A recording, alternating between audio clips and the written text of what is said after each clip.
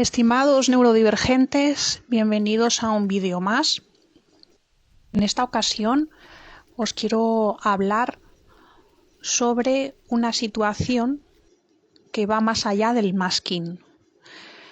Para profundizar en lo que es el masking en sí, os recomiendo que veáis el vídeo de mi amigo Polymatic, que os dejaré debajo de este vídeo en la descripción. Si aún no lo habéis visto, que me extraña, pero si no lo habéis visto, por favor, id a verlo porque da una explicación y reflexiones muy acertadas sobre el masking en personas neurodivergentes. Precisamente viendo ese vídeo pude confirmar ciertas sospechas que yo tenía sobre algunos mecanismos que he llegado a poner en práctica debido a sufrir un acoso psicológico intenso.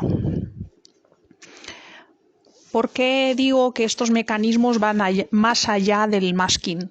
Bueno, a grandes rasgos podemos definir el masking como un conjunto de estrategias que conllevan mostrarse de una forma de la que uno no es, con el objetivo de hacerse pasar por neurotípico.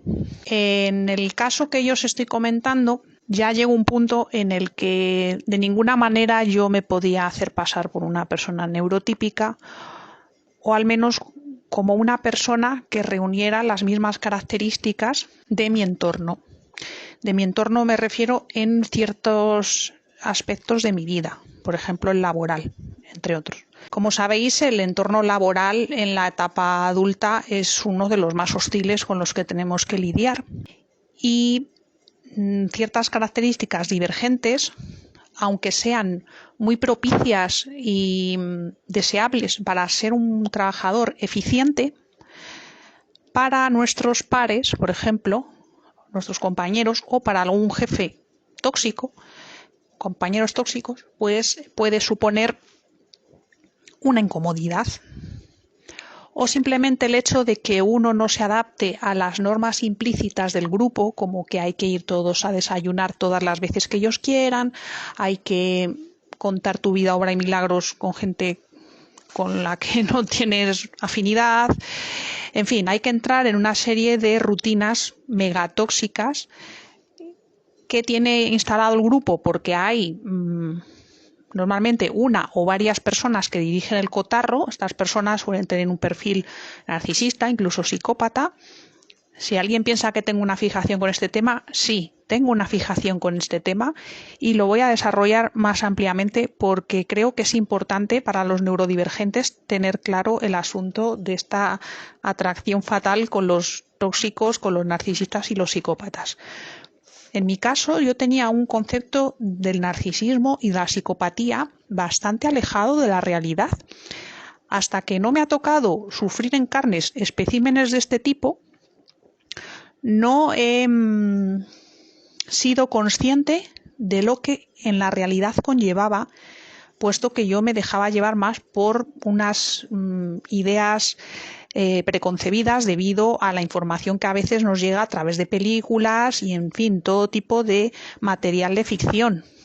Pero la realidad es otra. Aclarado esto, os decía que la mayoría de los grupos en los que hay dinámicas tóxicas suelen estar orquestadas por personas que llevan la batuta y que tienen este tipo de perfiles. El resto del grupo se va a dejar llevar por ese líder que tiene un liderazgo tóxico, no como el liderazgo que puede desarrollar una persona superdotada, por ejemplo, con altas capacidades, sino va a ser un liderazgo tóxico en el que se utiliza la manipulación y el acoso para controlar al grupo. Al final es un funcionamiento sectario, es como los cultos. Entonces, podemos decir que aunque el grupo sea grande y no todas las personas del grupo sean tóxicas o sean narcisistas o psicópatas, no necesariamente, por supuesto, porque estadísticamente sería muy difícil que todas las personas de un grupo sean de ese perfil, pero con que haya una o varias que dirijan el cotarro es suficiente para que todo el grupo funcione de forma tóxica y vayan a acosar a la persona neurodivergente. Por divergente y por no dejarse someter y por no entrar por el aro. Y por querer hacer las cosas bien, con responsabilidad, con sentido de justicia, etc., etc.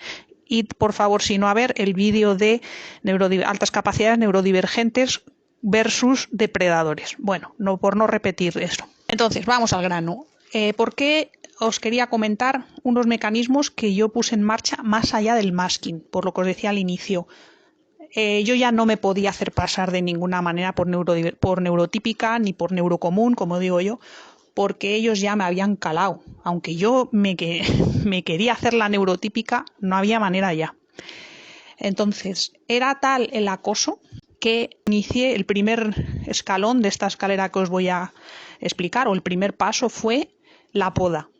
La poda, me refiero a la poda como se hace en un árbol, podar las ramas. Bueno, pues yo me di cuenta que mi pensamiento arborescente no era bien acogido, que las ideas creativas que yo tenía para mejorar el trabajo eran, bueno, recibidas muy mal, la gente se sentía mal porque yo propusiera ciertas cosas o porque yo quisiera implementar ciertas cosas en mi trabajo, no tenía por qué repercutir en el trabajo de los demás, pero a ellos les molestaba que yo iniciara otras formas de trabajar que no fueran las que se llevaban haciendo desde tiempos inmemoriales y bastante mediocres.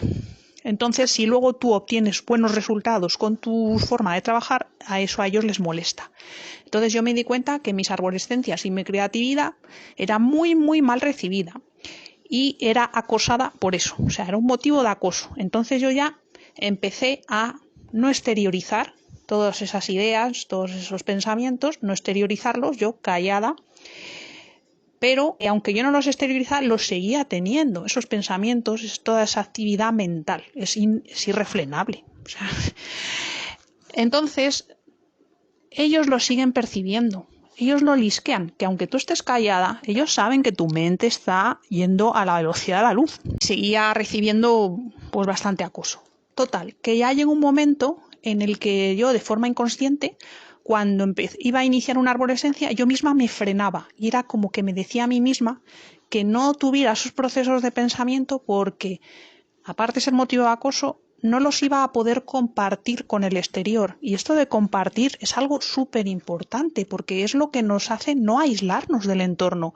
Y nos guste o no, somos seres gregarios. Necesitamos ese compartir con nuestros iguales, ¿no? Con nuestros pares. Claro que en este caso esta gente de pares iguales a mí no eran. Desde luego yo no era igual a ellos.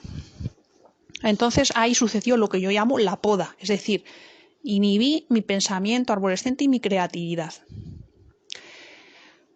Luego pasó la segunda fase, que es la fase del mimetismo, que yo llamo.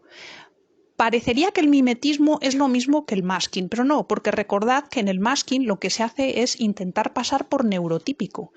Y yo ya no quería pasar ni por neurotípica ni nada. Yo quería que toda esa panda de acosadores no se dieran cuenta de que yo seguía ahí. O sea, que yo fuera imperceptible para ellos, como cuando un camaleón cambia sus colores para que parezca que es parte del entorno, pero no se hace pasar por otro animal, ¿vale? Él quiere quedar camuflado en el paisaje. Pues eso es lo que yo quería hacer. Quedar camuflada en el paisaje de la sala donde trabajábamos y que ni se dieran cuenta de que estaba ahí. Esto me llegó a funcionar porque incluso una vez me fui de vacaciones durante varias semanas y a la vuelta uno de estos arpías me dijo, hombre, hola, tal, ¿qué tal? ¿Qué tal? Falso, por supuesto. Y yo le dije, pues bien, aquí primer día de vuelta al cole, así por decirlo metafóricamente. Me dice, ¿cómo que de vuelta? Digo, sí, porque estaba de vacaciones. Y me dice, ¿que has estado de vacaciones? Pues la verdad es que ni lo había notado. Y él me lo dijo con un retintín como de desprecio, como diciendo, no me importas. Y yo dije, será gilipollas si esto es justo lo que estoy buscando, que no se note ni que estoy. Pero es triste si lo pensamos, o sea, que tengas que estar en un entorno en el que ya te sientas tan agredido, que quieras pasar por parte del paisaje, es terrible. O sea, es que es terrible. A nivel psicológico, para la propia persona, y luego para el puesto de trabajo se está perdiendo un rendimiento que podríamos aportar tremendo. Pero bueno, así es el mundo neurotípico en el que vivimos, neurocomún, neurocutre. Bueno, ese mimetismo, algunas personas sí que se dieron cuenta de que lo estaba intentando hacer y me dijeron que una compañera que me dijo que el siguiente paso era que me fuera a trabajar al almacén. Había un almacén anexo a la sala donde trabajamos, un almacén de material, y yo me fui yendo cada vez más cerca de aquella puerta. De hecho, muchas veces, si no tenía un trabajo justo que hacer en esa sala, me metía incluso en el almacén. O sea que, en fin, muy triste, la verdad. Y claro, el intentar pasar tan desapercibido. Yo me acordaba de una serie que veía cuando era pequeña que se llamaba El hombre invisible, y a mí me hacía mucha gracia que cuando quería que se dieran cuenta que estaba ahí, se ponía un gorro o se ponía ropa, ¿no? Pero la mayor parte del tiempo era invisible. Entonces yo era la mujer invisible, así de triste. Querer pasar así, como un ser invisible, y habiendo podado tu pensamiento arborescente, tu creatividad, te lleva ya a un estado siguiente que yo lo llamaría de inexistencia o de fantasmagoría. Inexistencia porque ya has perdido tu esencia y estás aislado del entorno. Y ya no hay ni siquiera una vida interior, porque la vida interior ha quedado machacada por el acoso que se recibe del exterior. ¿Y por qué lo llamo fantasmagoría? Porque es como el teatro de la fantasmagoría. Ya no me sentía inteligente, no me sentía capaz de hacer cosas. Me sentía como un alma muerta y como un fantasma. Ya no es que me mimetizara con el entorno, es que ya era como una sombra de lo que fui. Una fantasmagoría. Entonces ya no era el hombre invisible, ya era casi estar más cerca, digo lo del fantasma porque era casi estar más cerca de los muertos que de los vivos. En fin, son tres fases por las que pasé después del masking: la poda, el mimetismo y la inexistencia o fantasmagoría. Entonces, en esta experiencia, que aún no ha concluido, pero sí he mejorado bastante, ¿qué cosas os puedo yo decir que me han funcionado y que puedo recomendar desde mi experiencia personal, sin más categoría? Ya está. Lo primero es salir de ese entorno, obviamente. Cuesta mucho a veces reconocer que uno está recibiendo un acoso, por ejemplo, laboral, como este caso, porque al principio las señales son confusas, como todo proceso de acoso psicológico. Hay muchas técnicas de manipulación que se ponen en marcha para hacerte dudar de tus percepciones, como es la técnica del gaslighting. En fin, puedo hacer un vídeo sino más extendido sobre eso, pero para no enrollarme ahora más, quiero decir que aunque es difícil enterarse, porque es como lo del fenómeno de la rana hervida, se va subiendo poco a poco la temperatura hasta que la rana casi ni se entera de que la están hirviendo. Claro, lo que pasa es que como los acosadores se van viniendo cada vez más arriba, tú te vas a dar cuenta en algún momento de, hostia, esto ya se sale de lo normal. Entonces, cuando te das cuenta de eso, tienes que poner pies en polvorosa. Y tú, como persona que sabes buscar patrones, que sabes buscar soluciones, que eres inteligente, lo que puedes utilizar es ese recurso para buscar la forma de salir más eficaz de esa situación. Ya cada persona tiene su propia situación personal, pero hacerlo de manera muy premeditada. O sea, tú analiza todos los flecos para que salgas de ahí de una manera eficaz. Hay que salir del radio de acción de los acosadores y de sus monos voladores. Los monos voladores son facilitadores de los acosadores. Monos voladores se refiere el término del mago de Oz. Todos los facilitadores del acoso. A lo mejor tienes que quitarte un grupo de personas entero. Sin más. Hay veces que no se puede salvar. Es como si tienes una fruta que se está pudriendo y quieres salvar un trozo. A veces es insalvable. Ni siquiera un solo trozo. Y luego, analizando todo esto, lo podemos comparar con reacciones que hacen los animales en situaciones de peligro. De hecho, yo recomiendo encarecidamente la teoría polivagal de Stephen Porges. Si no, ya haré un vídeo de esto también, que explica fantásticamente cómo reacciona nuestro cuerpo y en concreto nuestro sistema nervioso autónomo frente a situaciones de estrés y de peligro.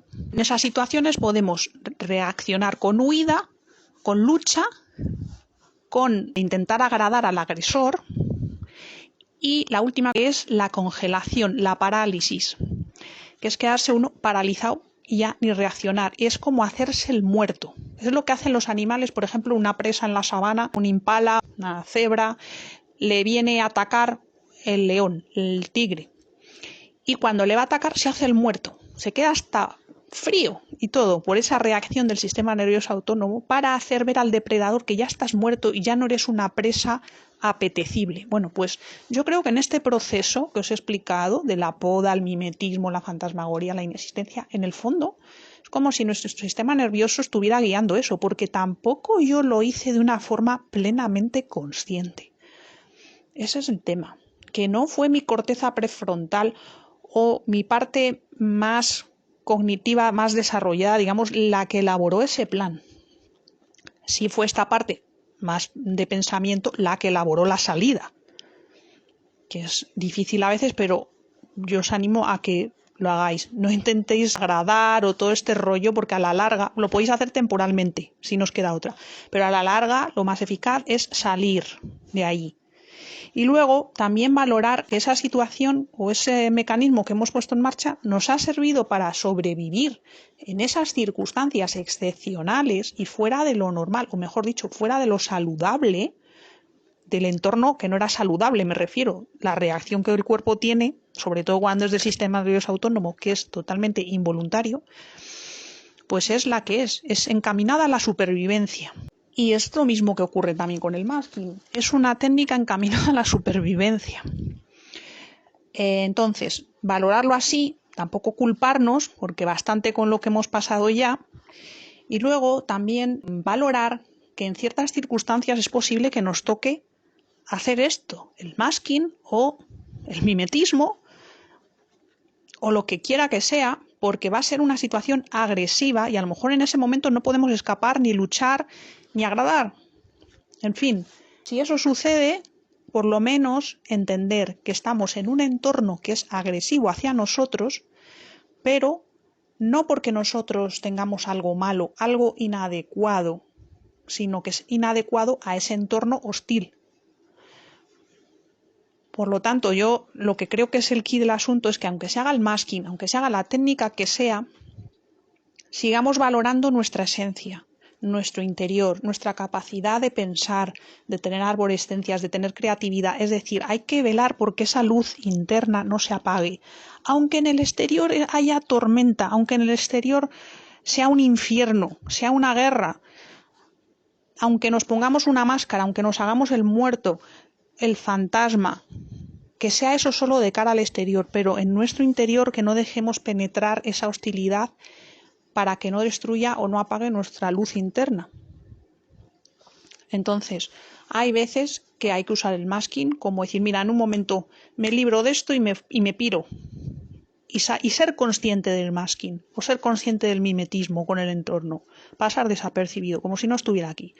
Ser consciente de que estoy haciendo esto para salir de esta situación lo antes posible, pero en mi interior mantengo mi esencia. Y estar orgulloso de esa esencia. Y no me quiero enrollar más.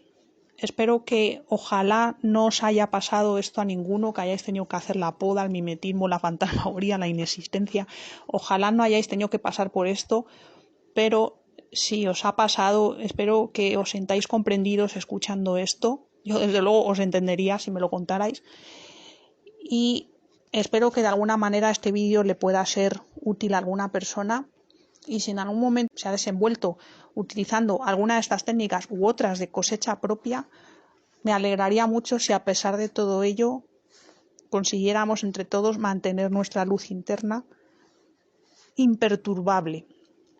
Nada más, os mando un abrazo muy grande y nos vemos en otro vídeo. Cuidaos mucho, chao.